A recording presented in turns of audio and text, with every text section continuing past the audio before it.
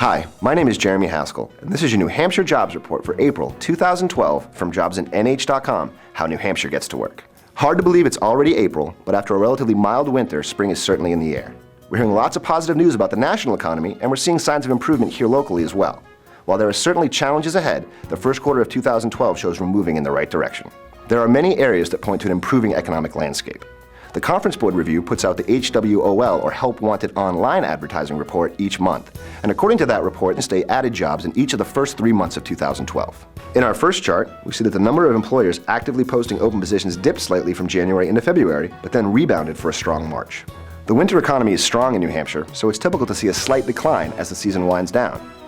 Things will start to pick up again as we start to move through spring into the summer tourism season. Looking at our second chart, we see the seasonal trend continue. While the number of jobs increased from January into February, there was a slight decline in March, most likely tied to the mild winter. Another important indicator is to look at the breakdown with the types of opportunities that are available.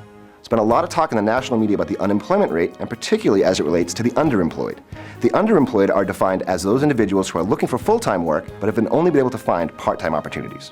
In our third chart, we take a look at the breakdown of contract or per diem positions, part-time jobs, and full-time opportunities by month in the first quarter of the year. While there was a less than significant dip in February, the March numbers proved that the number of opportunities across all three job types increased in Q1, with the most significant growth being among full-time opportunities.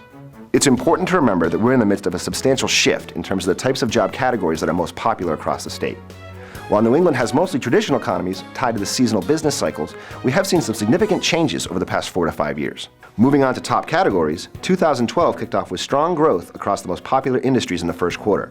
Manufacturing continues to be the top category on jobsinn.nh.com, followed by nonprofit, social services, and sales and marketing, and finance positions.